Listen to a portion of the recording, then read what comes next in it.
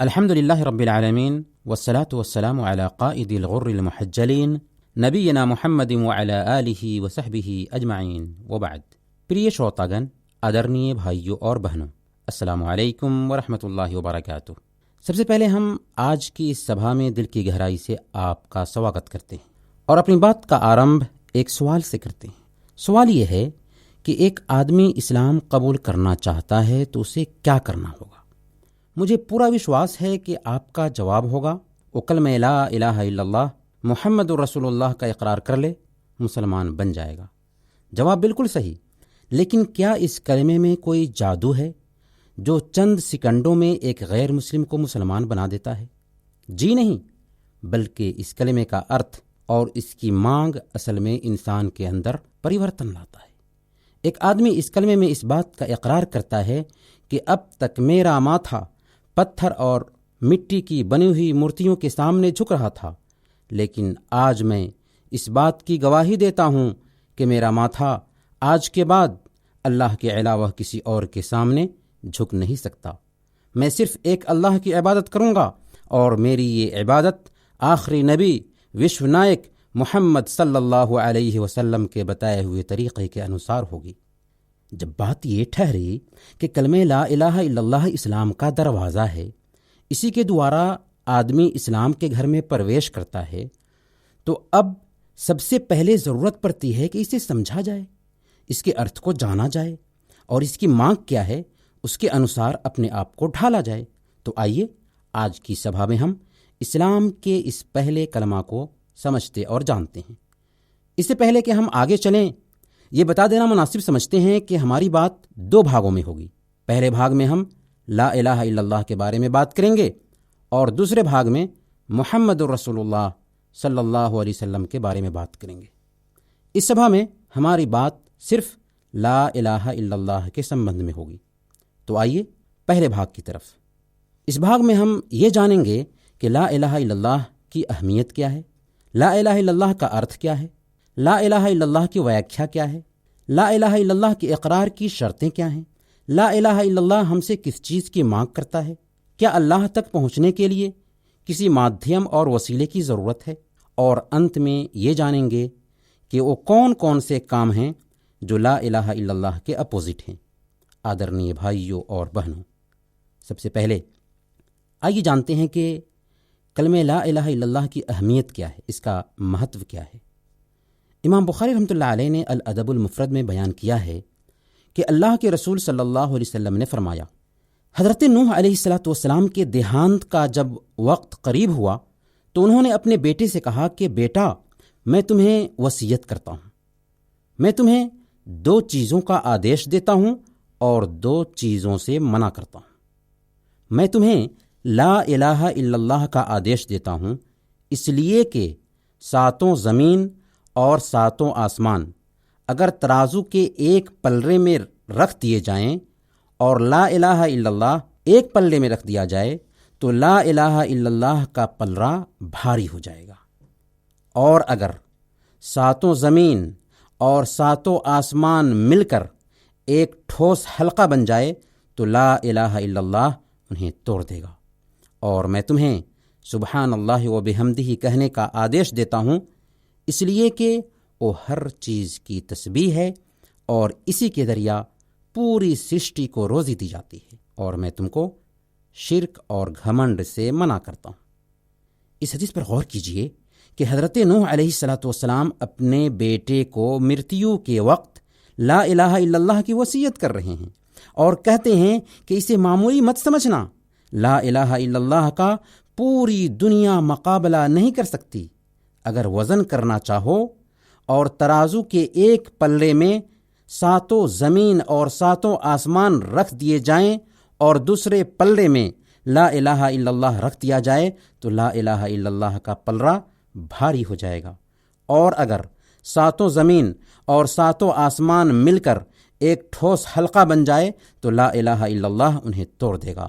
اللہ اکبر، یہ ہے لا الہ الا اللہ کی مہانتا، اور کیوں نہ ہو کہ اسی کے لیے اللہ تعالیٰ نے جنات اور انسانوں کو پیدا کیا، زمین اور آسمان کو بنایا، رسولوں کو بھیجا، کتابیں اتاریں، جنت اور جہنم بنایا، سارے سندشتاؤں نے اسی کی طرف اپنی اپنی قوموں کو دعوت دی، اور آخری رسول محمد صلی اللہ علیہ وسلم بھی جب دعوت کی شروعات کرتے ہیں تو اسی کی طرف سب سے پہلے بلاتے ہیں۔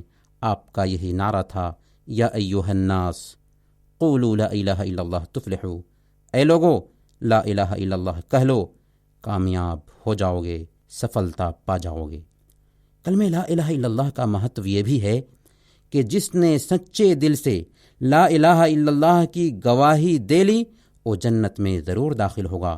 اللہ کے رسول صلی اللہ علیہ وسلم نے بیان فرمایا، من قال لا الہ الا اللہ مخلصا دخل الجنہ، جس نے شدھ من سے لا الہ الا اللہ کا اقرار کیا وہ جنت میں جائے گا۔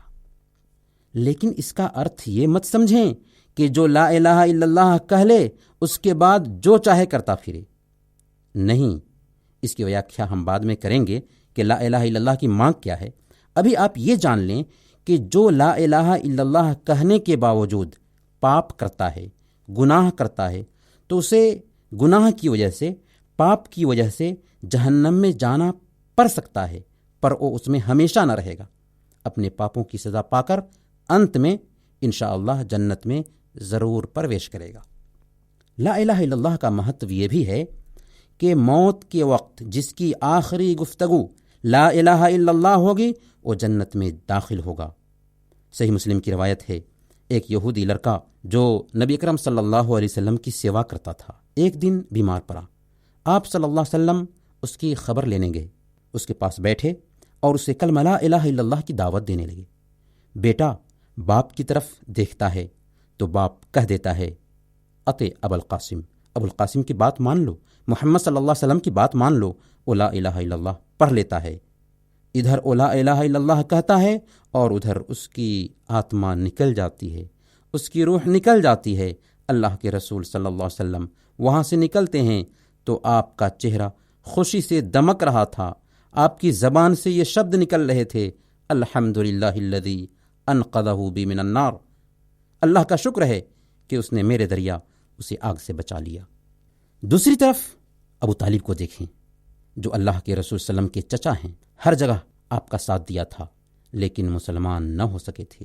اس کی موت کا وقت ہے، اللہ کے رسول صلی اللہ علیہ وسلم بار بار اسے اس کلمہ کی تلقین کر رہے ہیں، لیکن اس کا اقرار نہ کرنے کی وجہ سے وہ جہنمی ٹھہرتا ہے۔ تیسری طرف اسامہ رضی اللہ تعالی عنہ کو دیکھیں کہ دشمن قابو میں ہے، تلوار اٹھا رکھی ہے، لا الہ الا اللہ بول دیتا ہے، سوچتے ہیں کہ یہ تلوار کے ڈر سے بولا ہے، انتتہ اسے قتل کر دیتے ہیں۔ اللہ کے رسول صلی اللہ علیہ وسلم کو جب اس کی خبر ملتی ہے تو آپ غصہ ہوتے ہیں اسامہ کے اس عمل پر، کہتے ہیں اقتلتہ بعد ان قال لا الہ الا اللہ، لا الہ الا اللہ کہنے کے باوجود تم نے اسے قتل کر دیا۔ اسامہ رضی اللہ تعالی عنہ نے کہا، یا رسول اللہ، اس نے تو ڈر سے کلمہ پڑھا تھا۔ آپ نے فرمایا، کیا تم نے اس کا دل چیر کر دیکھا تھا؟ فکیف بلا الہ الا اللہ اذا جاءت یوم القیامہ، لا الہ الا اللہ کا کیا کر سکو گے جب اللہ کے دربار میں یہی شکایت کرنے آئے گا؟ اسامہ کہتے ہیں کہ مجھے اپنے عمل پر اتنا کھید ہوا، اتنا افسوس ہوا کہ سوچنے لگا کاش کہ میں آج ہی اسلام قبول کیا ہوتا۔ پریے شروتاگن، کل قیامت کے دن اسی کو اللہ کے رسول صلی اللہ علیہ وسلم کی سفارش بھی ملے گی جس نے سچے دل سے لا الہ الا اللہ کی گواہی دی ہوگی۔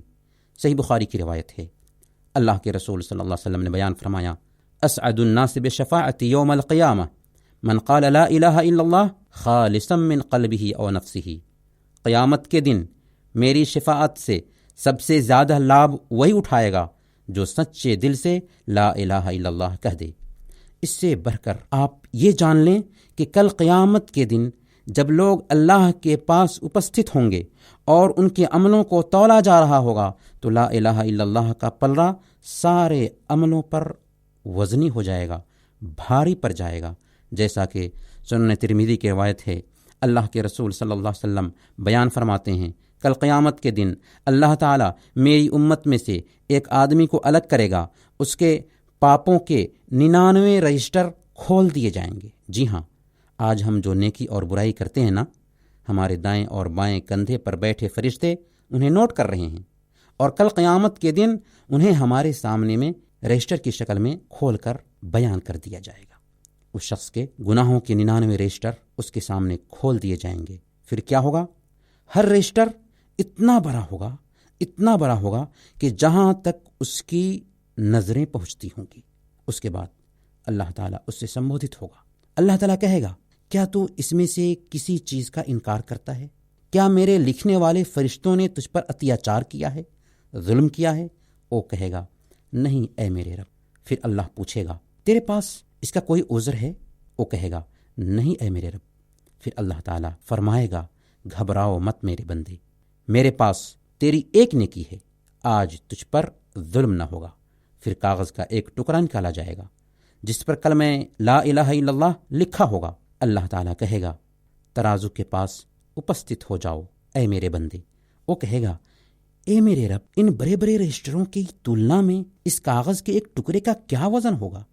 اللہ تعالیٰ کہے گا، آج تجھ پر ظلم نہیں ہوگا۔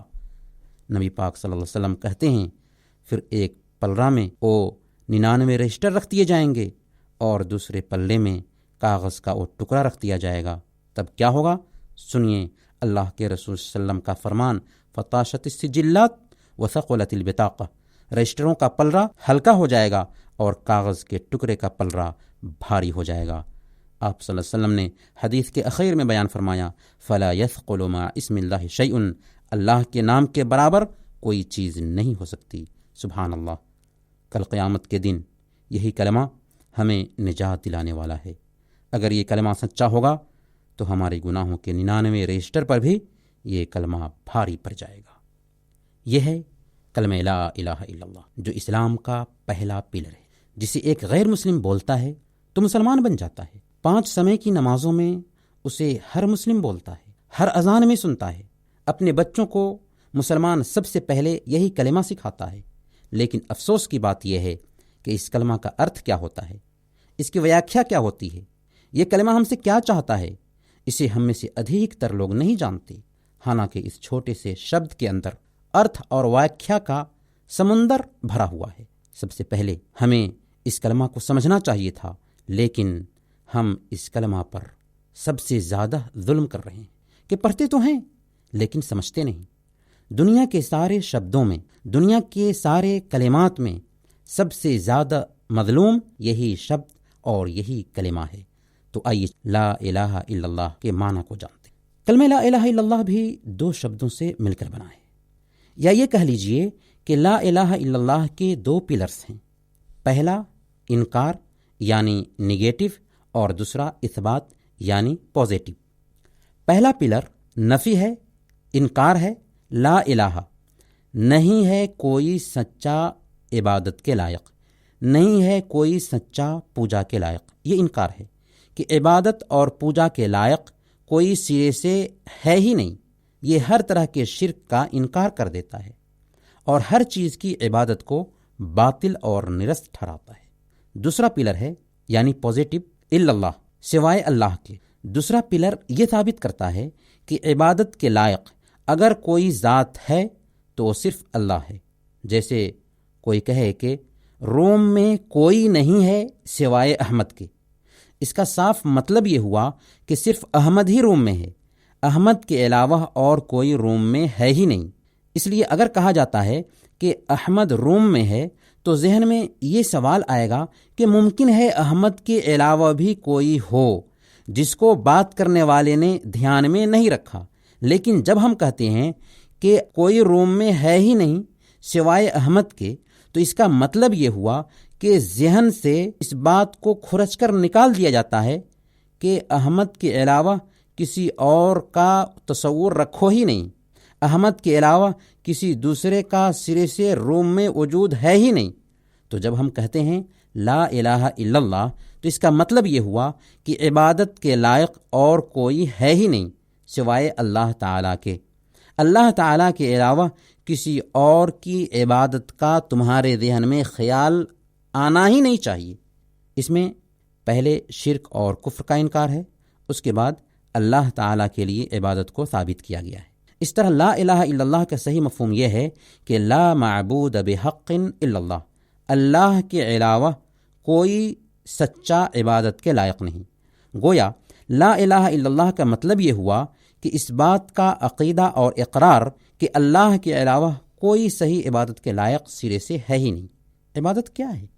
العبادت اسم جامع لکل ما یحبہ اللہ ویرضاہ من الاقوال والاعمال الظاہرۃ والباطنہ۔ عبادت نام ہے ہر اس پروکچھ اور پرتیکچھ کتھن اور کرم کا جسے اللہ تعالی پسند فرماتا ہے۔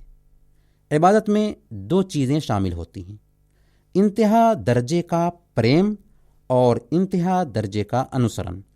اگر انتہا درجے کا پریم آ جائے اور انتہا درجے کا انوسرن آ جائے تو اسی کو ہم عبادت کہتے ہیں۔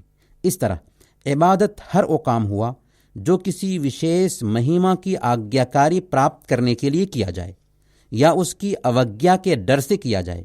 اس لیے صرف نماز، روزہ، حج، زکوٰۃ یہ سب ہی عبادت نہیں ہیں، بلکہ کسی وشیش مہیما سے دعا کرنا، اس کے نام کی نیاز دینا، اس کے نام سے نظر دینا، اس کے سامنے ہاتھ باندھے کھڑا ہونا، اس کا چکر لگانا، اس سے امید اور ڈر رکھنا، یہ سب عبادات ہیں جن کو ماتر اللہ کے لیے انجام دینا ضروری ہے۔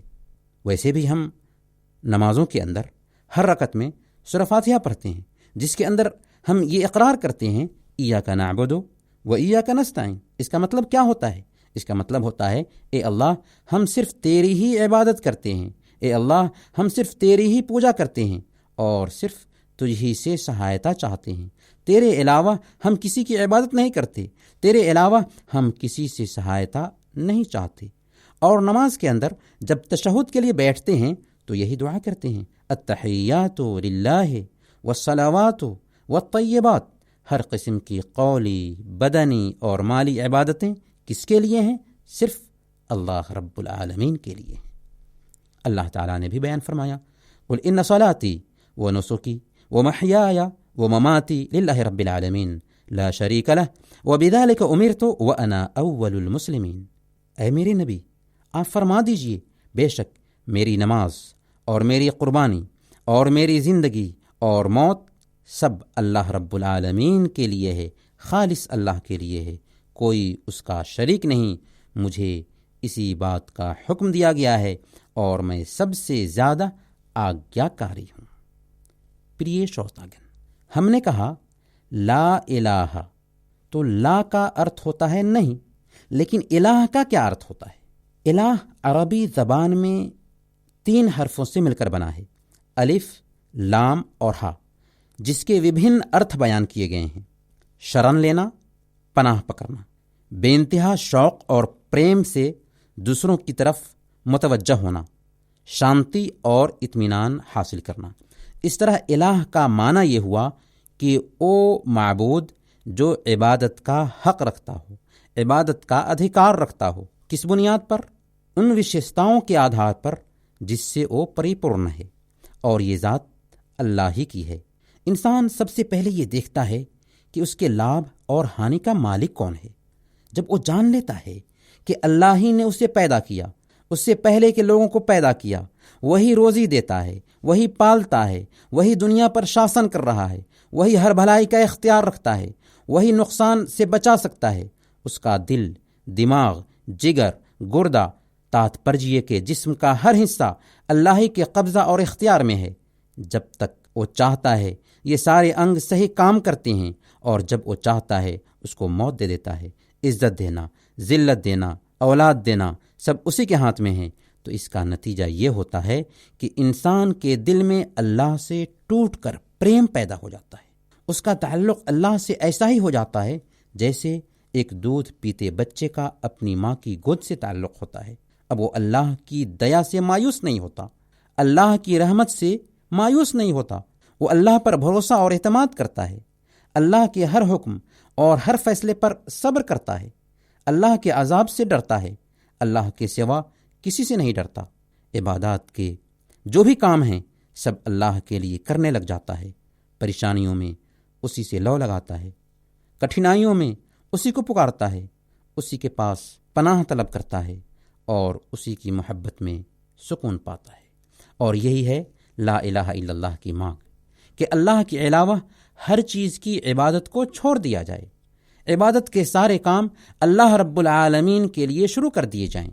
اب اگر کوئی لا الہ الا اللہ کہتا ہے لیکن عبادت کے کچھ کام کسی دوسرے کے لیے بھی کرتا ہے، جیسے کسی دوسرے کو مشکل دور کرنے والا سمجھتا ہے، ضرورتیں پوری کرنے والا مانتا ہے، کسی انسان پیر فقیر کی قبروں پر سجدے کرتا ہے، ان کے لیے نظریں مانتا ہے، ان کی قبروں پر جانور ذبح کرتا ہے، تو مانو اس نے لا الہ الا اللہ کی مانگ کو پورا ہی نہیں کیا۔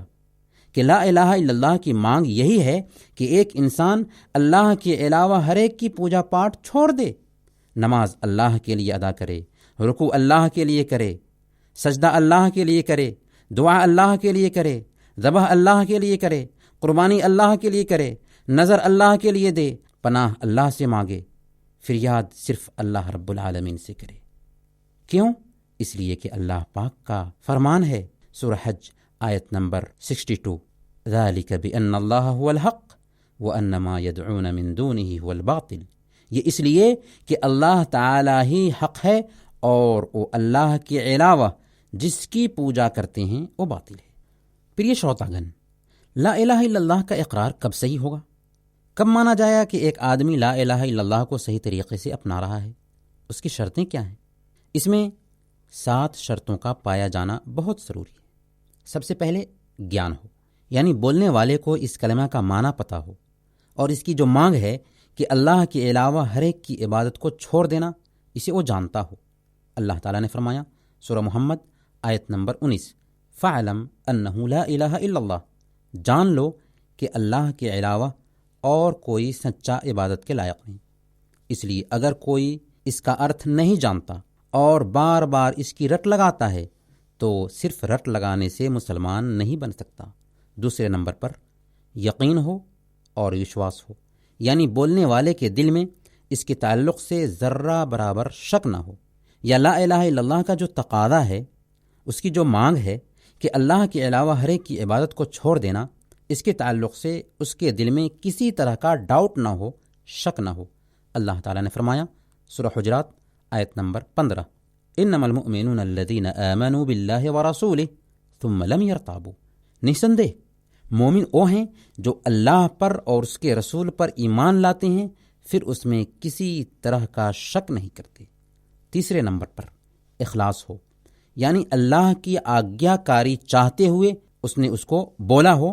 اللہ تعالیٰ نے فرمایا سورہ بینہ آیت نمبر 5، وما امروا الا لیعبدوا اللہ مخلصین لہ الدین، ان کو یہی حکم ملا تھا کہ دین کو خالص کر کے اسی کی عبادت کریں۔ چوتھے نمبر پر سچائی ہو، یعنی اپنے دل کی سچائی سے اس کی گواہی دے، اس کی زبان اس کے دل کا سمرتھن کر رہی ہو۔ اللہ تعالیٰ نے فرمایا سورہ بقرہ آیت نمبر 8، وَمِنَ النَّاسِ مَن يَقُولُ آمَنَّا بِاللَّهِ وَبِالْيَوْمِ الْآخِرِ وَمَا هُمْ بِمُؤْمِنِينَ، لوگوں میں سے کچھ لوگ ایسے ہیں جو کہتے ہیں کہ ہم اللہ پر اور آخرت کے دن پر ایمان لائے ہیں، حالانکہ وہ مومن نہیں ہیں۔ پانچویں نمبر پر محبت اور پریم ہو، یعنی اس کلمہ سے محبت ہو، اس کے پڑھنے والے سے محبت ہو، اور جو لوگ اس کا انکار کرتے ہیں اور ایمان والوں سے جلن رکھتے ہیں ان سے نفرت ہو۔ اللہ تعالیٰ نے فرمایا سورہ بقرہ آیت نمبر 165، والذین آمنوا اشد حبا للہ، ایمان والے سب سے بڑھ کر اللہ سے پریم کرنے والے ہوتے ہیں۔ چھٹے نمبر پر قبول ہو، اسے سویکار کریں۔ قبول کا مطلب یہ ہے کہ کسی چیز کو دل کی خوشی سے مان لینا، اور یہاں مراد ہے کہ کلمہ توحید اور اس کی جو مانگ ہے اسے سر اور آنکھوں سے قبول کر لینا، اور اس میں کسی چیز کا انکار نہ کرنا۔ اللہ تعالیٰ نے ایسی قوم کی خبر دی ہے جس نے لا الہ الا اللہ کہنے سے انکار کیا تو یہ اس کی بربادی کا سبب بنا۔ سورہ الصافات آیت نمبر 34 اور 35، انا کذالک نفعل بالمجرمین انہم کانوا اذا قیل لهم لا الہ الا اللہ یستکبرون، ہم اپرادھیوں کو ایسا ہی بدلہ دیا کرتے ہیں، جب ان سے کہا جاتا تھا کہ لا الہ الا اللہ کہہ لو تو وہ تکبر کرتے تھے، گھمنڈ کرتے تھے۔ ساتویں نمبر پر انوسرن اور سرینڈر، یعنی اللہ رب العالمین کی اطاعت کرنے لگ جانا اور اللہ کے آدیشوں کا پالن کرنے لگ جانا، یعنی لا الہ الا اللہ اور اس کی مانگ کا ظاہری اور باطنی طور پر انوسرن کرنے لگ جائے۔ مطلب یہ کہ اللہ نے جن چیزوں کا آدیش دیا ہے انہیں کرنے لگ جائے اور جن چیزوں سے روک دیا ہے ان سے رک جائے۔ اللہ تعالیٰ نے فرمایا سورہ زمر آیت نمبر 54، وَأَنِيبُوا إِلَىٰ رَبِّكُمْ وَأَسْلِمُوا لَهُ مِنْ قَبْلِ أَنْ يَأْتِيَكُمُ الْعَذَابُ ثُمَّ لَا تُنْصَرُونَ، اور اپنے رب کی طرف جھک جاؤ اور اس کے تابعدار بن جاؤ اس سے پہلے کہ تم پر عذاب آ جائے اور پھر تمہاری مدد نہ کی جا سکے۔ پریے شوتاگن، یہاں پر ایک مسکنسپشن جو پایا جاتا ہے لا الہ الا اللہ کے انوات کے تعلق سے، اسے بھی بیان کر دینا بہت مناسب ہے۔ کچھ لوگ لا الہ الا اللہ کا ارتھ بتاتے ہیں اللہ کے علاوہ اور کوئی اللہ نہیں، یا اللہ کے علاوہ کوئی دوسرا مالک نہیں۔ لا الہ الا اللہ کا یہ ارتھ غلط ہے، صحیح نہیں ہے۔ آپ پوچھ سکتے ہیں کہ کیوں غلط ہے؟ اگر ہم لا الہ الا اللہ کا انواد یہ کریں کہ اللہ کے علاوہ کوئی دوسرا اللہ نہیں یا اللہ کے علاوہ اور کوئی دوسرا مالک نہیں، تو اس میں حرج کیا ہے؟ جی ہاں، حرج ہے۔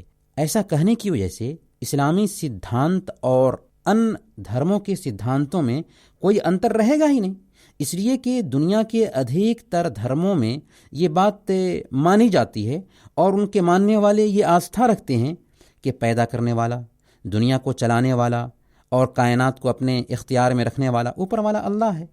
خود اگیانتا کال میں، زمانے جاہلیت میں جو بہودیوادی تھے ان کی بھی یہی آستھا تھی کہ اللہ ہی پیدا کرنے والا ہے، وہی روزی دیتا ہے، وہی مارتا ہے، وہی جلاتا ہے اور وہی کائنات پر شاسن کر رہا ہے۔ اللہ تعالیٰ نے سورہ یونس آیت نمبر 31 میں ان کے اس عقیدے کو نقل کیا ہے، قل من یرزقکم من السماء والارض ام من یملک السمع والابصار ومن یخرج الحی من المیت ویخرج المیت من الحی ومن یدبر الامر فسیقولون اللہ۔ آپ کہہ دیجئے کہ وہ کون ہے جو تم کو آسمان اور زمین سے روزی پہنچاتا ہے؟ وہ کون ہے جو آنکھوں اور کانوں پر پورا ادھیکار رکھتا ہے؟ وہ کون ہے جو زندے کو مردے سے نکالتا ہے اور مردے کو زندہ سے نکالتا ہے؟ اور وہ کون ہے جو سارا انتظام چلا رہا ہے؟ وہ ضرور کہیں گے کہ اللہ۔ تو ان سے کہہ دیجئے کہ تم پھر کیوں نہیں اللہ سے ڈرتے؟ یہی نہیں بلکہ وہ صدقہ بھی کرتے تھے، حج بھی کرتے تھے، عمرہ بھی کرتے تھے اور اللہ کے ڈر سے بہت سارے حرام کاموں کو بھی چھوڑ دیتے تھے۔ لیکن جس آدھار پر وہ مشرک اور کافر ٹھہرے وہ یہ کہ عبادت کو ماتر اللہ کے لیے ثابت نہیں کیا، کہ اللہ کے علاوہ کسی سے مدد نہیں مانگی جا سکتی، اللہ کے علاوہ کسی کو مشکل دور کرنے والا نہیں مانا جا سکتا، اللہ کے علاوہ کسی اور کو ضرورت پوری کرنے والا نہیں سمجھا جا سکتا۔ قرآن نے خود ان کی اس آستھا کو بیان کیا، سورہ زمر آیت نمبر 3، والذین اتخذوا من دونہ اولیاء ما نعبدهم الا لیقربونا الی اللہ زلفی، اور جو لوگ اس اللہ کے سوا دوسرے ولی بنا رکھے ہیں وہ کہتے ہیں کہ ہم ان کی عبادت اس لیے کرتے ہیں کہ یہ ہمیں اللہ سے قریب کر دیں۔ یہی بات سورہ یونس آیت نمبر 18 میں کہی گئی ہے، وَيَعْبُدُونَ مِن دُونِ اللَّهِ مَا لَا يَضُرُّهُمْ وَلَا يَنفَعُهُمْ وَيَقُولُونَ هَؤُلَاءِ شُفَعَاؤُنَا عِندَ اللَّهِ۔ وہ اللہ کے علاوہ ان کی عبادت کرتے ہیں، ان کی پوجا کرتے ہیں جو نہ ان کو نفع پہنچا سکیں اور نہ نقصان پہنچا سکیں، اور کہتے ہیں کہ یہ ہمارے اللہ کے پاس سفارشی ہیں۔ اس ویاکھیا سے پتہ یہ چلا کہ ہم میں اور ان دھرموں میں فرق اتنا ہے کہ ہم جس اللہ کو پیدا کرنے والا، روزی دینے والا اور شاسن کرنے والا مانتے ہیں، اسی ایک اللہ کے لیے پوجا کے سارے کاموں کو وشیش کرتے ہیں۔ اس کے علاوہ کسی اور سے مدد نہیں چاہتے، اس کے علاوہ کسی اور کو مشکل دور کرنے والا نہیں مانتے، اس کے علاوہ کسی اور کو ضرورت پوری کرنے والا نہیں سمجھتے، اس کے علاوہ کسی اور پیر، فقیر، مزار اور درگاہ کا چکر نہیں لگاتے۔ اگر کوئی آدمی کسی پیر کو، کسی فقیر کو درگاہ اور مزار پر جاتا ہے اور ان کو نفع اور نقصان کا مالک سمجھتا ہے تو سمجھو کہ وہ لا الہ الا اللہ کے اپوزٹ چل رہا ہے، اور جو لا الہ الا اللہ کے اپوزٹ چلے اس کا اسلام سے کوئی تعلق ہی نہیں رہا، اس کا اسلام ہی صحیح نہیں رہا۔ کچھ لوگ اگیانتا کے کارن یہ سمجھتے ہیں کہ اللہ کی ذات بہت اونچی ہے، اس تک ہماری بات ڈائریکٹ نہیں پہنچ سکتی۔ اللہ تک پہنچنے کے لیے مادھیم کی ضرورت ہے۔ جیسے بادشاہ سے ملنا ہو تو پہلے اس کے قریبی لوگوں سے ملنا پڑتا ہے۔ چھت پر چڑھنا ہو تو سیڑھی کی ضرورت ہوتی ہے۔ سب سے پہلے اللہ کی ذات کے بارے میں اگر کوئی اس انداز میں سوچتا ہے تو یہ سوچ ہی غلط ہے۔ کیوں؟ اس لیے کہ اسی سوچ کی بنیاد پر دنیا میں شرک پھیلا ہے، اور اللہ کے لیے مثالیں بیان کرنا صحیح نہیں ہے۔ اللہ تعالیٰ نے خود فرمایا، سورہ نحل آیت نمبر 73 فلا تضربوا للہ الامثال ان اللہ یعلم وانتم لا تعلمون۔ اللہ کے لیے مثالیں مت بناؤ، اللہ خوب جانتا ہے، تم نہیں جانتے۔ دوسری بات یہ کہ اللہ تعالیٰ کو اس کی کمزور سرشٹی پر قیاس نہیں کیا جا سکتا۔ آپ اسی مثال میں دیکھیے کہ بادشاہ جہاں پر بیٹھا ہوا ہے وہاں سے نہ اپنی پوری جنتا کو دیکھ سکتا ہے اور نہ بغیر ذریعہ کے ان کی بات کو سن سکتا ہے، اور پھر اسے اپنی سرکشا کے لیے باڈی گارڈ کی ضرورت ہے۔ تو پھر یہ مثال کیوں کر پیش کرتے ہیں اللہ کے لیے؟ اسی طرح چھت پر چڑھنے کے لیے سیڑھی کی ضرورت کیوں پڑتی ہے؟ اس لیے کہ اس کے بغیر چھت پر چڑھنا ممکن نہیں ہے۔ اگر چھت کا کام نیچے رہ کر ہی کوئی آدمی کر لیتا ہے تو ظاہر ہے کہ سیڑھی کی ضرورت نہیں ہوگی۔ تو اللہ جس سے ہمارا معاملہ ہے وہ نیچے سے ہی ہمارا مسئلہ حل کر دیتا ہے، تو آخر واسطے کی ضرورت کیا رہی؟ پھر ہم جس اللہ کے ساتھ میں معاملہ کرتے ہیں وہ ہر حال میں اور ہر جگہ اپنی مخلوق کو دیکھتا ہے۔ اس کی ایک صفت ہے البصیر، یعنی بہت زیادہ دیکھنے والی ذات۔ وہ سنتا ہے۔ اس کی ایک صفت ہے السمیع، یعنی بہت زیادہ سننے والی ذات۔ وہ جانتا ہے، اس لیے کہ اس کی صفت ہے العلیم، سب کچھ جاننے والی ذات۔ وہ ہر چیز کی نگرانی کر رہا ہے، اس لیے کہ اس کی صفت ہے الرقیب، یعنی نگرانی کرنے والی ذات۔ گویا کہ اللہ اپنے بندے کی بات کو ڈائریکٹ سنتا بھی ہے، اسے جانتا بھی ہے، اسے دیکھتا بھی ہے اور اس کی نگرانی بھی کر رہا ہے۔ بندے اور اللہ کے بیچ میں کوئی گیپ، کوئی ڈسٹینس اور کوئی دوری نہیں، وہ تو انسان کی شہرک سے بھی زیادہ قریب ہے۔ عام جنتا کو دھوکہ میں ڈالنے کے لیے یہ بھی کہا جاتا ہے کہ دیکھو، ہم بیمار ہو جاتے ہیں تو ڈاکٹر سے مدد حاصل کرتے ہیں، پتنی سے مدد چاہتے ہیں، ڈرائیور اور دوسرے لوگوں سے سہایتا چاہتے ہیں۔ ایسے لوگوں کو بھی سمجھانا چاہیے کہ ہم آپ کے ساتھ بالکل سہمت ہیں کہ جس کام کو دوسرا کرنے کی طاقت رکھتا ہو اس کام کے لیے اس سے سہایتا لینا غلط نہیں ہے، بلکہ یہ تو اللہ کا بنایا ہوا نیم ہے، یہ تو اللہ کا بنایا ہوا قانون ہے، اور اچھے کاموں میں ایک دوسرے کی سہایتا کرنے پر اسلام ہمیں ابھارتا بھی ہے۔ اللہ تعالیٰ نے خود کہا وَتَعَاوَنُوا عَلَى الْبِرِّ وَالتَّقْوَى، نیکی اور تقوی کے کاموں میں ایک دوسرے کی سہایتا کرو۔ ظاہر ہے کہ یہ سہایتا نہ غلط ہے اور نہ شرک ہے، بلکہ سراہنیہ ہے، بلکہ مادھیم اور وسیلہ جائز بھی ہے۔ آپ اپنے نیک عمل کا واسطہ دے کر اللہ رب العالمین سے مانگیں کہ اے اللہ، میں نے فلاں کام صرف تیری آگیاکاری پراپت کرنے کے لیے کیا تھا، تو اس کی لاج رکھتے ہوئے میری دعا قبول کر لے۔ اسی طرح اللہ کے ناموں اور گنوں کا وسیلہ دے کر کے اللہ سے مانگیں، جیسے آپ کہیں اے ستار، تو گناہوں پہ پردہ ڈالنے والا ہے، تو ہمارے گناہوں پہ پردہ ڈال دے۔ اے غفار، تو معاف کرنے والا ہے، تو ہمارے گناہوں کو معاف فرما دے۔ اے رزاق، تو روزی دینے والا ہے، ہمیں روزی عطا فرما۔ اسی طرح سے اگر آپ کسی نیک آدمی کے پاس جاتے ہیں اور اس سے دعا کا انورودھ کرتے ہیں اور وہ آپ کے لیے دعا کرتے ہیں تو ایسا کرنا بھی جائز ہے۔ یہ وسیلہ کے جائز طریقے ہیں، یہ وہ مادھیم ہے جس کو جائز طریقے سے ہم اپنا سکتے ہیں۔ ناجائز طریقہ کیا ہے؟ ناجائز طریقہ یہ ہے کہ آدمی ایسے آدمی سے مانگے جو ظاہری طور پر مدد نہ کر سکتا ہو، جیسے کوئی مرے ہوئے انسان کو سہایتا کے لیے پکارے، اس کو مشکل دور کرنے والا، ضرورت پوری کرنے والا سمجھے، اس کو لابھ پہنچانے والا اور نقصان دور کرنے والا مانے، دور یا نزدیک سے ہر ایک کی پکار سننے والا خیال کرے۔ اسی کا نام شرک ہے، جو دوسرے دھرموں میں تو پایا جاتا ہی ہے۔ کچھ مسلمان بھی اگیانتا کے کارن اس جال میں پھنسے ہوئے ہیں، جو درگاہوں اور مزاروں پر کھلے عام دیکھنے کو ملتا ہے۔ سوال یہ ہے کہ جو مر گیا وہ خود اپنا مالک نہیں تو دوسروں کو کیا فائدہ پہنچا سکتا ہے؟ پھر اس کے اندر آتما اب رہی نہیں، اس کے اندر سے آتما نکل چکی ہے، وہ ہمارے کچھ کام کا نہیں رہا۔ قرآن نے اسی وجہ سے تو کہا، سورہ نمل آیت نمبر 80، اِنَّكَ لَا تُسْمِعُ الْمَوْتَى، اے ہمارے حبیب آپ مردوں کو نہیں سنا سکتے۔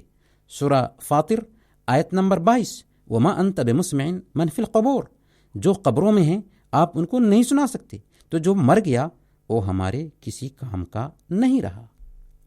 آدرنیے بھائیوں اور بہنوں، جب ہم لا الہ الا اللہ کے انوسار چلتے ہیں تو توحید کو ثابت کرتے ہیں، اور اگر اس کے اپوزٹ چلتے ہیں تو شرک لازم آتا ہے۔ توحید کیا ہے اور شرک کیا ہے، آئیے اسے بھی جان لیتے ہیں۔ توحید کا ارتھ وحد یوحد سے نکلا ہے، ارتھات کسی چیز کو ایک اور اکیلا ماننا، اور یہ نگیٹو اور پازیٹو کے ذریعہ ہی ثابت ہوتا ہے، یعنی اللہ کی توحید کا اقرار کرنے کے ساتھ ساتھ دوسروں کی عبادت کا انکار کرنا۔ ودیمانوں نے توحید کی 3 قسمیں بیان کی، توحید ربوبیت یعنی ادھیکار ماننے میں توحید، توحید الوہیت یعنی عبادت کرنے میں توحید، اور توحید اسماء اور صفات یعنی اللہ تعالیٰ کے ناموں اور گنوں میں توحید۔ توحید ربوبیت اللہ تعالیٰ کو وشو کی سرشٹی اور اسے چلانے میں یکتا اور اکیلا ماننا، یہ ماننا کہ وہی پیدا کرنے والا ہے، وہی سنسار کو چلانے والا ہے، وہی روزی دینے والا ہے، اس کا کوئی وزیر نہیں، جو چاہے جب چاہے اور جیسے چاہے کرنے پر وہ طاقت رکھتا ہے، اسے کوئی مجبور نہیں کر سکتا، وہ بے نیاز ہے اور پورا وشو اس کا محتاج ہے۔ توحید الوہیت کیا ہے؟ توحید الوہیت کی پریبھاشا یہ ہے کہ انسان کسی قسم کی عبادت یا عبادت کا کوئی بھاگ اللہ کے علاوہ کسی دوسرے کے لیے وشیش نہ کرے، چاہے وہ کوئی قریبی فرشتہ ہو یا نبی اور رسول ہو یا کوئی اور نیک انسان ہو یا کوئی بھی دوسری سرشٹی ہو، اس لیے کہ عبادت پیدا کرنے والے کا ہی حق ہے۔ توحید اسماء و صفات کیا ہے؟ توحید اسماء و صفات یہ ہے کہ وہ اچھے نام جو اللہ تعالیٰ نے اپنے لیے چنے ہیں اور جو وشیشتائیں انہوں نے اپنی بیان کی ہیں، یا محمد صلی اللہ علیہ وسلم نے اللہ تعالیٰ کے جو نام اور اس کی وشیشتائیں بیان کی ہیں، ان کے پرتی یہ عقیدہ رکھا جائے کہ وہ تمام نام اچھے اور تمام صفات سریشٹھ ہیں، اللہ تعالیٰ کو ان میں اکیلا اور یونیک مانا جائے، اور جس طرح اللہ تعالیٰ کی یہ نام اور گن بتائے گئے ہیں ویسے ہی ان کو مانا جائے، ویسے ہی ان کو ثابت کیا جائے، اور اللہ کے لیے ان کو ثابت کرتے ہوئے اس میں کسی طرح کی تعویل نہ کی جائے، کسی طرح کی تحریف نہ کی جائے، کسی طرح سے اس کے معنی کو نہ بدلا جائے۔ کیوں؟ اس لیے کہ اللہ تعالیٰ نے فرمایا سورہ شورى آیت نمبر 11، لیس کمثلہ شیء وہو السمیع البصیر، اس کے جیسے کوئی چیز نہیں اور وہ خوب سننے والا اور دیکھنے والا ہے۔ اب آئیے جانتے ہیں شرک کیا ہے۔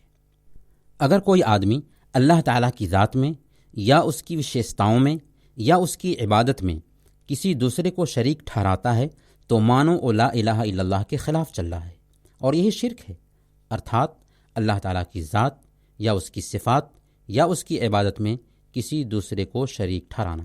مثال کے طور پر یہ سمجھنا کہ اللہ کے علاوہ کوئی ہے جس کو دنیا کا ادھیکار حاصل ہے، یا مورتیوں اور درگاہوں سے مانگنا اور ان کو واسطہ بنانا، وہاں جانور ذبح کرنا، وہاں پر سجدے اور رکوع کرنا، یا کسی انسان کے بارے میں یہ سمجھنا کہ وہ پروکچ کی باتوں کو جانتا ہے، دل کی باتوں کو جان لیتا ہے، یہ سب شرک ہے، اور شرک بہت بڑا ظلم ہے، اس لیے کہ یہ اللہ تعالیٰ کا حق مارنا ہے، جبکہ توحید بہت بڑا انصاف ہے، اس لیے کہ یہ اللہ تعالیٰ کو اس کا حق دینا ہے، اور شرک بہت بڑا ظلم ہے۔ ظاہر ہے کہ اللہ کا حق دوسروں کو دے دینا ظلم نہیں تو اور کیا ہے۔ اللہ پاک نے اسی وجہ سے سورہ لقمان آیت نمبر 13 میں بیان فرمایا، ان الشرک لظلم عظیم، شرک بہت بڑا اتیاچار ہے، شرک بہت بڑا ظلم ہے، شرک سے ساری نیکیاں برباد ہو جاتی ہیں، ساری نیکیاں نشٹ ہو جاتی ہیں۔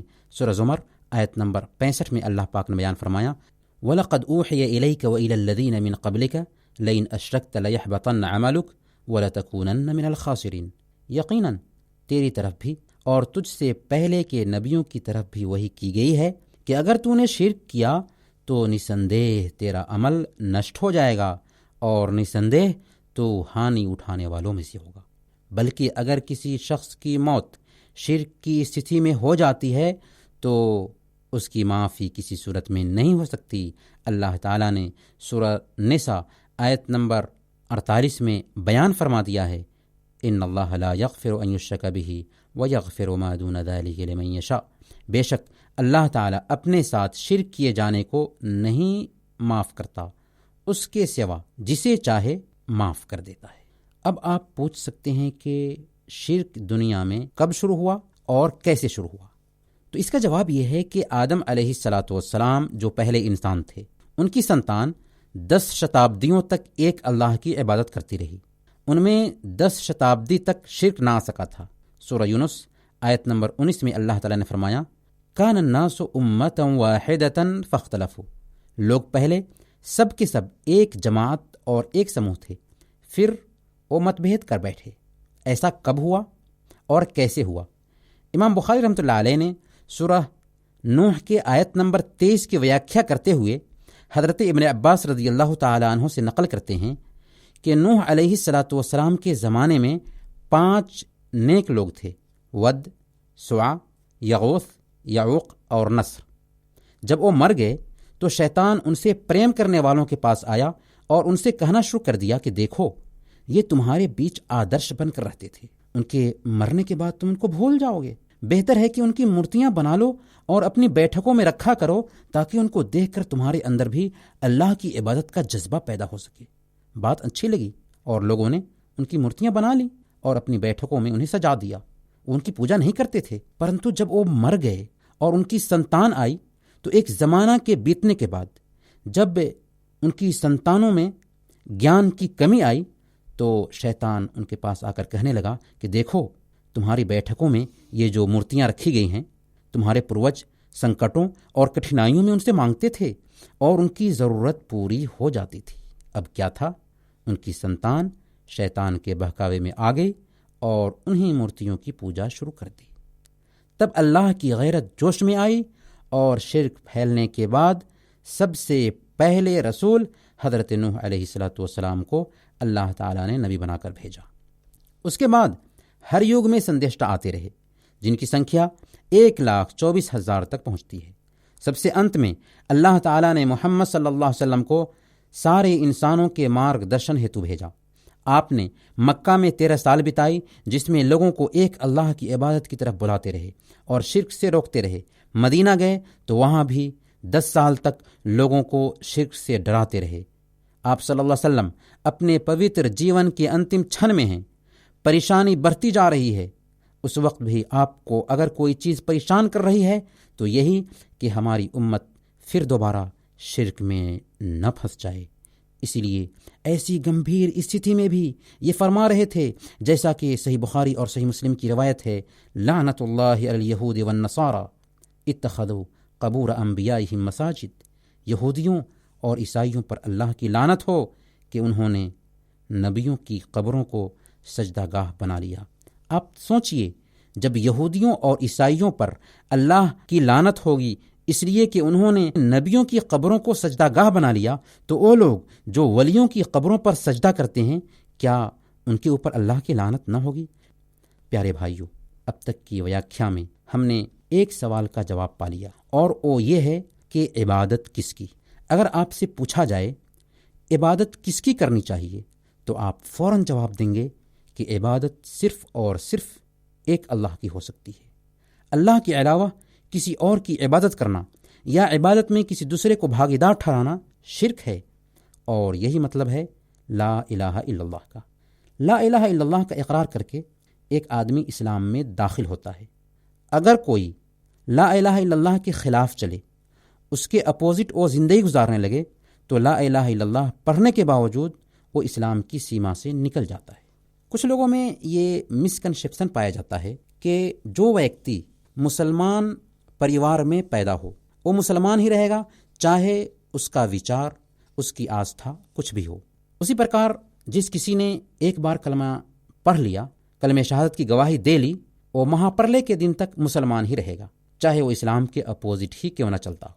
حالانکہ سچی بات یہ ہے کہ ایمان گھٹتا اور بڑھتا ہے، نیک کاموں سے ایمان بڑھتا ہے اور برے کاموں سے ایمان کم ہوتا ہے۔ اللہ تعالیٰ نے فرمایا سورہ انفال آیت نمبر 2، وَإِذَا تُلِيَتْ عَلَيْهِمْ آيَاتُهُ زَادَتْهُمْ ایمانا۔ جب ان کے سامنے اللہ کی آیتیں پڑھی جاتی ہیں تو وہ آیتیں ان کے ایمان کو بڑھا دیتی ہیں۔ آدرنیے بھائیوں اور بہنوں، کچھ ایسے کام ہیں جن کو کرنے کی وجہ سے آدمی اسلام کی سیما سے نکل جاتا ہے، لیکن اس سے پہلے کہ ہم ان کاموں کا ورنن کریں جن سے آدمی اسلام کی سیما سے نکل جاتا ہے، ہم سنکشپت میں اسلام کی مہانتا اور اس کی اچھائیاں آپ کے سامنے بیان کر دینا مناسب سمجھتے ہیں۔ اسلام ایک وشویاپی دھرم ہے جس کی شکشائیں کسی خاص جگہ، کسی خاص قوم یا کسی خاص زمانے کے لیے نہیں، بلکہ پوری مانوتا کا دین ہے۔ قیامت کے دن تک دنیا کی رہنمائی کرتا رہے گا۔ قرآن خود اپنا پریچے کراتا ہے، ھدی للناس۔ قرآن رہنمائی ہے ساری انسانیت کے لیے۔ ان هو الا ذکر للعالمین، قرآن اپدیش ہے ساری دنیا والوں کے لیے۔ آخری نبی محمد صلی اللہ علیہ وسلم کے بارے میں قرآن کہتا ہے وما ارسلناک الا کافۃ للناس بشیرا ونذیرا ولکن اکثر الناس لا یعلمون۔ ہم نے آپ کو سارے انسانوں کے لیے خوشخبری دینے والا اور ڈرانے والا بنا کر بھیجا ہے، لیکن اکثر لوگ یہ بات نہیں جانتے ہیں۔ اسلام وے آف لائف ہے، زندگی گزارنے کا ایک سسٹم ہے، پورن جیون ویوستھا ہے۔ زندگی کے ہر وبھاگ میں ہمارا مارگدرشن کرتا ہے۔ اس میں کسی طرح کی کمی اور بیشی کی گنجائش ہے ہی نہیں۔ الیوم اکملت لکم دینکم واتممت علیکم نعمتی ورضیت لکم الاسلام دینا۔ آج میں نے تمہارا دین پورن کر دیا، تم پر اپنی نعمتیں تمام کر دیں اور تمہارے لیے اسلام کو دین کے روپ میں پسند کر لیا ہے۔ یہ دین اتنا ہی پرانا ہے جتنا کہ خود انسان ہے۔ اسلام نبیوں اور رسولوں کا دین ہے، جو پہلے انسان آدم سے شروع ہوتا ہے۔ ہر زمانے میں سندیشتہ آتے رہے، لیکن جب 7ویں صدی عیسوی میں دنیا اپنی جوانی کو پہنچ گئی تو اللہ پاک نے آخری نبی محمد صلی اللہ علیہ وسلم پر اس دین کو ختم کر کے قیامت کے دن تک کے لیے اسے سرکشت کر دیا۔ جب اپنی پوری جوانی پہ آ گئی دنیا، جہاں کے واسطے ایک آخری پیام آیا۔ اس دن کی پراکرتک شکچھا تو دیکھیں کہ یہ ہمیں اپنے پیدا کرنے والے سے ملاتا ہے۔ وہ ہمارے ماتھا کا سمان کرتا ہے کہ اسے صرف اسی ایک اللہ کے سامنے جھکنا چاہیے جو ہمارا پیدا کرنے والا ہے، ہم سے پہلے لوگوں کا پیدا کرنے والا ہے، جس نے زمین بنایا، آسمان بنائی، سورج اور چاند بنائے، ہم پر ہر طرح کا اپکار کیا، تو پھر عبادت بھی تو اسی ایک اللہ کی ہونی چاہیے۔ فلا تجعلوا للہ اندادا وانتم تعلمون۔ تو پھر تم جانتے بوجھتے اللہ کے ساتھ میں بھاگیدار مت ٹھہراؤ۔ یہ پراکرتک شکچھا ہے۔ یہ وہ دین ہے جو انسانوں کو ایک مقصد اور ایک ادیش اور ایک پلیٹ فارم پر جمع کرتا ہے، جو رنگ و نسل کے انتر کو مٹا کر ساری انسانیت کو ایکتر کر دیتا ہے، سارے انسانوں کو ایک ماں باپ کی اولاد ٹھہراتا ہے، جن کے بیچ کوئی بھید بھاؤ نہیں۔ یا ایھا الناس انا خلقناکم من ذکر و انثی وجعلناکم شعوبا وقبائل لتعارفوا ان اکرمکم عند اللہ اتقاکم۔ اے لوگو، ہم نے تم سب کو ایک ہی مرد اور عورت سے پیدا کیا ہے اور مختلف سمودایوں میں جو بانٹ دیا ہے، اس لیے نہیں کہ ایک دوسرے پر بڑھوتری جتاؤ، بلکہ اس لیے کہ تم ایک دوسرے کو پہچان سکو۔ تم میں بہتر وہ ہے جو اللہ کا سب سے زیادہ ڈر رکھنے والا ہو۔ یہ وہ دین ہے جس کا راستہ بالکل سیدھا، بالکل اسپشٹ اور دو ٹوک ہے۔ وَأَنَّ هَذَا صِرَاطِي مُسْتَقِيمًا فَاتَّبِعُوهُ وَلَا تَتَّبِعُوا السُّبُلَ فَتَفَرَّقَ بِكُمْ عَنْ سَبِيلِهِ۔ یہ میرا سیدھا راستہ ہے، اس لیے اسی پر چلو اور دوسرے راستوں پر مت چلو، ورنہ صحیح راستے سے ہٹ جاؤ گے۔ محمد صلی اللہ علیہ وسلم نے بھی یہ بات بیان فرما دی، ترکتکم علی المحجۃ البیضاء لیلها کنہارها لا یزیغ عنها الا ہالک۔ میں نے تمہیں بالکل روشن راستے پہ چھوڑا ہے جس کی رات بھی دن کے جیسے ہے، جو اس سے اعراض کرے گا وہ برباد ہو جائے گا۔ جی ہاں، اسلام بالکل واضح دین ہے اور اسلام ہمیں سنتولن سکھاتا ہے۔ اسلام پراکرتک دھرم ہے۔ اسلام سنیاسی اور جوگی بننے کو پسند نہیں کرتا۔ دھرم کے نام پر بیوی بچوں سے الگ ہو جانا، جنگلوں میں چلے جانا اسلامی شکچھا کے ویرودھ ہے۔ اسلام ہمیں سماجی بناتا ہے، سماج میں رہنا اور بیوی بچوں کے ادھیکار ادا کرنا سکھاتا ہے۔ اسلام بہت آسان دھرم ہے، جس پر چلنا آسان ہے، جس پر عمل کرنا آسان ہے، جس کے مطابق اپنے سماج کو ڈھالنا آسان ہے۔ یرید اللہ بکم اليسر ولا یرید بکم العسر۔ اللہ تمہارے ساتھ میں آسانی چاہتا ہے، تنگی نہیں چاہتا۔ اسلام کی شکچھائیں انسان کی طبیعت کی رعایت کرتی ہیں۔ اسلام کے تمام مسئلے انسانیت کی مکتی اور سرکشا چاہتے ہیں۔ اسلام دین کی سرکشا کرتا ہے، اسلام بدھی کی سرکشا کرتا ہے، اسلام جان کی سرکشا کرتا ہے، اسلام مال کی سرکشا کرتا ہے، اسلام عزت کی سرکشا کرتا ہے۔ اسلام ایک ماڈرن اور اپ ٹو ڈیٹ مذہب ہے۔ ماڈرن اتنا کہ دنیا کی ساری ماڈرنٹی اسلام کی ماڈرنٹی کے سامنے میں فیل ہے، اور اپ ٹو ڈیٹ اتنا کہ اس کے کسی بھی نیم میں ایکسپائری ڈیٹ نہیں۔ زمانے اور جگہ کے فرق سے اس کی شکچھائیں نہیں بدل سکتی۔ آستھائیں ہوں، اپاسنائیں ہوں، مانو جاتی کے آپسی سمبند ہوں، لوگوں کے ساتھ میں ویوہار ہو، حلال اور حرام ہو، ادھیکار اور ذمہ داریاں ہوں، سب اپنی جگہ پر ٹھوس ہیں، اس میں کوئی لوچ نہیں۔ اور رہے بھی کیسے کہ یہ اتارا ہوا ہے اس اللہ کا جو انسان کی پرکرتی سے اوگت ہے۔ الا یعلم من خلق وهو اللطیف الخبیر۔ کیا وہی نہ جانے جس نے پیدا کیا اور وہ باریکی کو جاننے والا اور خبر رکھنے والا ہے۔ اسی لیے ہمارے پیدا کرنے والے نے ہمارے لیے جو دین پسند کیا ہے وہ اسلام ہے۔ اللہ تعالیٰ نے فرمایا سورہ آل عمران آیت نمبر 19، ان الدین عند اللہ الاسلام، اللہ کے پاس اگر کوئی دین ست ہے تو اسلام ہے۔ سورہ آل عمران آیت نمبر 85 میں اسی کی وضاحت کی گئی، وَمَن يَبْتَغِ غَيْرَ الْإِسْلَامِ دِينًا فَلَن يُقْبَلَ مِنْهُ وَهُوَ فِي الْآخِرَةِ مِنَ الْخَاسِرِينَ، جو کوئی اسلام کے علاوہ کسی اور دین کو اپنائے گا، کسی اور دین کا پالن کرے گا، وہ اسے سویکار نہ کیا جائے گا اور وہ مہا پرلے کے دن مرنے کے بعد گھاٹا اٹھانے والوں میں سے ہوگا۔ اور صحیح مسلم کی روایت ہے، اللہ کے رسول صلی اللہ علیہ وسلم نے بیان فرمایا، والذی نفسی بیدہ لا یسمع بی احد من هذه الامہ یہودی ولا نصرانی ثم يموت ولم يؤمن بالذی ارسلت به الا كان من اصحاب النار، قسم ہے اس ذات کی جس کے ہاتھ میں میری جان ہے، اس امت کا جو کوئی چاہے یہودی ہو یا عیسائی میری بات سنتا ہے اور میرے سندیش پر ایمان لائے بنا مر جاتا ہے تو وہ جنت میں نہیں جا سکتا، جہنمی ہوگا۔ پریہ شروتاگن، اسلام کی مہانتا کو جاننے کے بعد اب آئیے ہم یہ جانتے ہیں کہ لا الہ الا اللہ کے اپوزٹ کون کون سی چیزیں ہیں، یا دوسرے شبدوں میں وہ کون کون سے کام ہیں جن کے کرنے سے آدمی اسلام کی سیما سے نکل جاتا ہے۔ ودوانوں نے بہت سے ایسے کاموں کا ورنن کیا ہے جن سے مسلمان اسلام کی سیما سے نکل جاتا ہے۔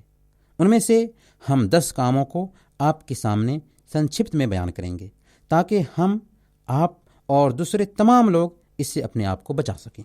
کلمہ لا الہ الا اللہ کے اپوزٹ کاموں میں سب سے پہلا کام اللہ کی عبادت میں کسی کو شریک کرنا ہے، جس کے بارے میں ابھی ہم نے بتایا ہے کہ اللہ تعالیٰ سارے گناہوں کو تو معاف کر سکتا ہے لیکن شرک کو کسی صورت میں معاف نہیں کر سکتا۔ مردوں کو پکارنا، ان سے سہایتا مانگنا، ان کے لیے نظر ماننا اور ذبح کرنا، یہ سب شرک ہے۔ دوسرے نمبر پر کلمہ لا الہ الا اللہ کے اپوزٹ کاموں میں سے دوسرا کام وسیلہ بنانا ہے۔ جس کسی نے مرے ہوئے ولی یا فقیر یا دیوی دیوتا کو مادھیم اور وسیلہ بنایا، اپنے اور اللہ کے درمیان ان کو واسطہ بنا کر ان سے مانگی، ان سے سفارش طلب کیا اور ان پر بھروسہ کیا، تو ایسا کام بھی اسلام سے نکالنے والا ہے۔ اس کی بھی ویاکھیا ابھی ہو چکی ہے۔ کلمہ لا الہ الا اللہ کے اپوزٹ کاموں میں سے تیسرا کام کافروں اور مشرکوں کے کفر میں شک کرنا ہے۔ جو ویکتی مشرکوں اور کافروں کے کفر میں شک کرے اور ان کو کافر نہ سمجھے یا ان کے مذہب کو صحیح سمجھے تو ایسا ویکتی خود بھی اسلام سے نکل جاتا ہے، کیونکہ اسلام ہی ست دھرم ہے جو سارے انسانوں کے لیے اتارا گیا ہے، جیسا کہ ابھی آپ نے جانا۔ کلمہ لا الہ الا اللہ کے اپوزٹ کاموں میں سے چوتھا کام اسلام کو ادھورا، ناقص اور غیر مکمل سمجھنا ہے۔ جو ویکتی یہ عقیدہ رکھے کہ نبی صلی اللہ علیہ وسلم کے لائے ہوئے دین سے کسی اور کا طریقہ بہتر طریقہ ہے، یا کسی اور دوسرا نیم کو نبی صلی اللہ علیہ وسلم کے لائے ہوئے نیم سے اچھا سمجھے، تو ایسا سمجھنے والا آدمی بھی اسلام کی سیما سے نکل جاتا ہے۔ اسی طرح جو یہ آستھا رکھے کہ اسلامی جیون ویوستھا 20ویں شتابدی کی مانگ اور چیلنجوں کو پورا نہیں کرتا اور مسلمانوں کے پچھڑاپن کا کارن ہے، یہ آستھا بھی آدمی کو اسلام کی سیما سے نکال دیتا ہے۔ یا یہ آستھا رکھے کہ اسلام بندے کو اللہ کے قریب کرنے میں مدد دیتا ہے، لیکن دنیا کے جو معاملات ہیں اس میں اسلام کا کوئی دخل نہیں ہے، ایسی سوچ سے بھی اسلام سے ایک انسان نکل جاتا ہے۔ کلمہ لا الہ الا اللہ کے اپوزٹ کاموں میں سے پانچواں کام اسلام کے آدیشوں سے بغض رکھنا ہے، نفرت کرنا ہے۔ جس ویکتی نے رسول صلی اللہ علیہ وسلم کی لائی ہوئی کسی بات کو ناپسند کیا، چاہے وہ اس پر عمل بھی کیوں نہ کرتا ہو، جیسے نماز پڑھتا ہے، روزے رکھتا ہے، زکوٰۃ دیتا ہے، لیکن اس کو ناپسند کرتا ہے، اس سے بغض رکھتا ہے، اس کو اچھا نہیں سمجھتا، تو جس کسی نے بھی ایسا کام کیا وہ بھی اسلام کی سیما سے نکل جاتا ہے۔ اللہ تعالیٰ کا فرمان ہے سورہ محمد آیت نمبر 9، ذَلِكَ بِأَنَّهُمْ كَرِهُوا مَا أَنزَلَ اللَّهُ فَأَحْبَطَ أَعْمَالَهُمْ، یہ اس لیے کہ انہوں نے اللہ کی اتاری ہوئی چیز کو اپریہ سمجھا، عطا اللہ نے ان کے کاموں کو نشٹ کر دیا۔ کلمہ لا الہ الا اللہ کے اپوزٹ کاموں میں سے چھٹا کام دین کا مذاق اڑانا ہے۔